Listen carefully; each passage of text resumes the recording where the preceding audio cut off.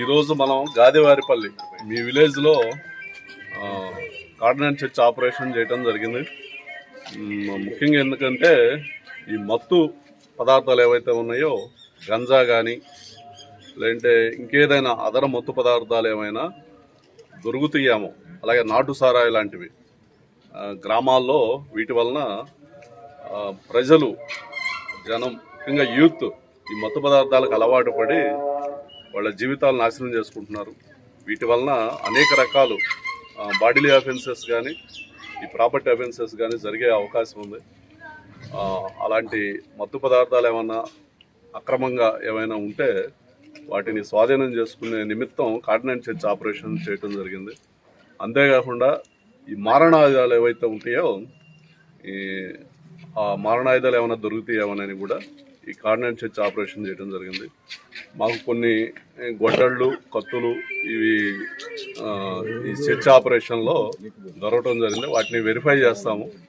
అవి ఏదైనా పొలం పనుల నిమిత్తం కానీ ఏదన్నా వాడుతున్నారా లేదంటే ఉద్దేశపూర్వకంగా ఏదన్నా ఉన్నాయనేది వెరిఫై చేస్తాం. అలాగే కొన్ని వెహికల్స్ రికార్డ్స్ ఏవైతే లేవో ఆ రికార్డ్స్ లేని వెహికల్స్ ఒక 15 టూ వీలర్స్, ఒక 4 ఆటోలు కూడా సెక్యూర్ చేసుకున్నాము. అవి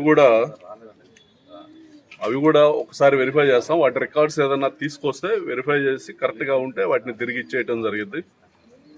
ముఖ్యంగా ఈరోజు ఏంటంటే ఈ డ్రగ్స్, గంజా లాంటి డ్రగ్స్ ఇవే కాకుండా యువత సోషల్ మీడియా, సైబర్ క్రైమ్ లాంటి విషయాల్లో చాలా జాగ్రత్తగా ఉండాలి. ఈ ఫోనుల్లో ఏవైతే బెట్టింగ్ యాప్స్ ఉంటాయో అలాగే ఆన్లైన్లో లోన్స్ కానీ అలాంటి విషయాల్లో జాగ్రత్తగా ఉండాలి.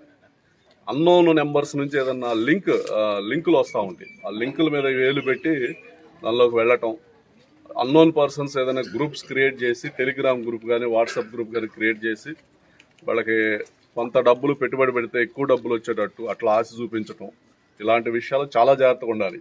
ఈ ఫోన్ అనేది ఈరోజు మన చేతిలో ఉన్న ఒక కంప్యూటర్ అనమాట. తెలియని గ్రూపుల్లో మనం చాలా జాగ్రత్తగా ఉండాలి. ముఖ్యంగా సోషల్ మీడియా యువత ఏంటంటే ఒక సమాచారం సోషల్ మీడియాలో వస్తే వెంటనే ఫార్వర్డ్ చేయటం, అది నిజమని నమ్మేయటం అలాంటివి దయచేసి చేయొద్దు. సోషల్ మీడియా విషయంలో చాలా జాగ్రత్తగా ఉండాలి.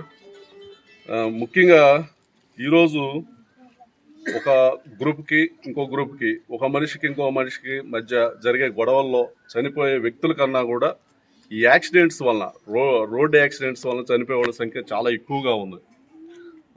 దానికి ప్రధాన కారణం హెల్మెట్ లేకుండా డ్రైవింగ్ చేయటం, ర్యాష్ అండ్ నెగ్లిజెంట్గా డ్రైవింగ్ చేయటం, 18 సంవత్సరాల లోపు పిల్లలు లైసెన్స్ లేకుండా, అంటే వెహికల్ని కంట్రోల్ చేసే శక్తి సామర్థ్యాలు రాకముందే ఆ వెహికల్ డ్రైవింగ్ చేయటం, ఇలాంటి కారణాల వలన ఈ రోడ్డు మీద యాక్సిడెంట్లు ఎక్కువగా జరిగి మనుషులు చనిపోతున్నారు. కాబట్టి దయచేసి హెల్మెట్ ధరించండి, ఎక్కువ స్పీడ్ వెళ్ళొద్దు, దయచేసి చిన్నపిల్లలకి వెహికల్స్ ఇవ్వద్దు, అదొకటి గుర్తుపెట్టుకోండి. ఉమెన్ సేఫ్టీ మీద కూడా ప్రభుత్వం ముఖ్యంగా మా ఎస్పీ గారి ఆధ్వర్యంలో అనేక ప్రికాషనరీ మెజర్స్ తీసుకోవడం జరిగింది. హాట్స్పాట్స్ని ఐడెంటిఫై చేయటం కానీ, డ్రోన్ ఆపరేషన్స్ చేయటం కానీ, శక్తి యాప్ ఇంప్లిమెంట్ చేయటం కానీ, ఇలాంటి అనేక కార్యక్రమాలు చేయటం జరుగుతుంది. కాబట్టి ఉమెన్ రిలేటెడ్ సబ్జెక్ట్స్లో మనం చాలా జాగ్రత్తగా ఉండాలి. ఎటువంటి నేరాలు పాల్పడటమే కాకుండా ఉమెన్ పట్ల చాలా జాగ్రత్తగా మనం వ్యవహరించాలి. ఈరోజు ఈ కార్డినెంట్ చర్చ్లో ఏదైతే వెహికల్స్ సీజ్ చేసామో వాటిలో ఏవైనా డాక్యుమెంట్స్ ఉంటే మీరందరూ దయచేసి తీసుకొస్తే వెరిఫై చేసి కరెక్ట్గా ఉంటే మీకు ఇచ్చేయటం జరిగింది. Okay, thank you.